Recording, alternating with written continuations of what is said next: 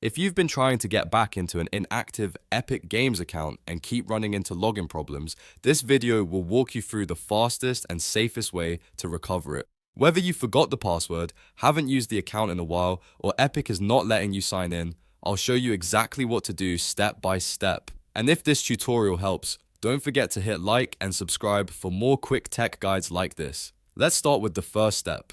Go to the Epic Games login page in your browser.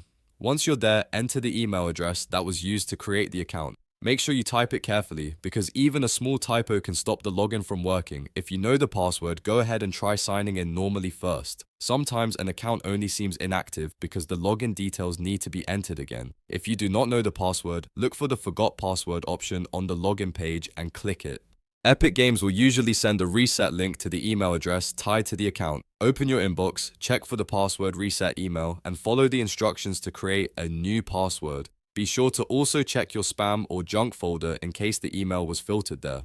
After resetting the password, go back to the Epic Games login page and try logging in again. Use the updated password and the same email address associated with the account. In many cases, this alone is enough to recover access to an inactive account and get you back into your library, purchases, and game progress. If you still can't log in after resetting the password, or if the account is showing signs of being locked, disabled, or otherwise inaccessible, the next step is to contact Epic Games support directly. This is especially important if you no longer have access to the original email address, or if you think the account may have been compromised. Visit the Epic Games support website and choose the option that best matches your issue. When you contact support, explain clearly that you are trying to recover an inactive Epic Games account. Include as much information as possible, such as the email address linked to the account, the username if you remember it, and any purchase details or verification information that can help prove ownership.